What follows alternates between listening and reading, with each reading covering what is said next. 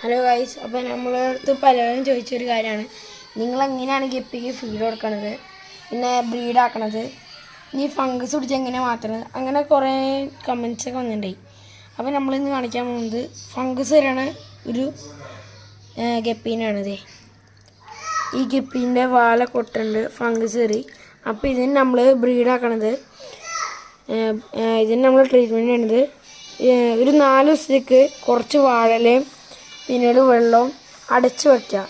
ഒരു 4 ദിവസത്തേക്ക് എന്തെങ്കിലും സാധനത്തിൽ നല്ലോണം അടച്ചു വെക്കണം, ഒരു കോട്ടൺ തുണി വെച്ച്. അത് കഴിയുമ്പോൾ അതിനകത്തേക്ക് ഒഴിച്ചാൽ അതിനുള്ള തീറ്റയായി. പിന്നീട് നമ്മൾ ബ്രീഡാക്കണ ഒരു ഇതുണ്ട്.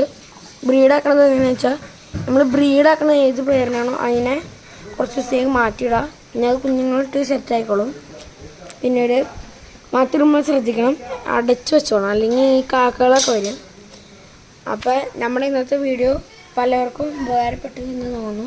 നമുക്കിനി കുറേ ഗിഫ്റ്റുകൾ വാങ്ങിക്കാം. അതിനുവേണ്ടി എല്ലാവരും സപ്പോർട്ട് ചെയ്യണം. എല്ലാവരും ഈ വീഡിയോ ഷെയർ ചെയ്യണം, ലൈക്ക് ചെയ്യണം, സബ്സ്ക്രൈബ് ചെയ്യണം. അപ്പോൾ മറ്റൊരു വീഡിയോയിലേക്ക് ബൈ.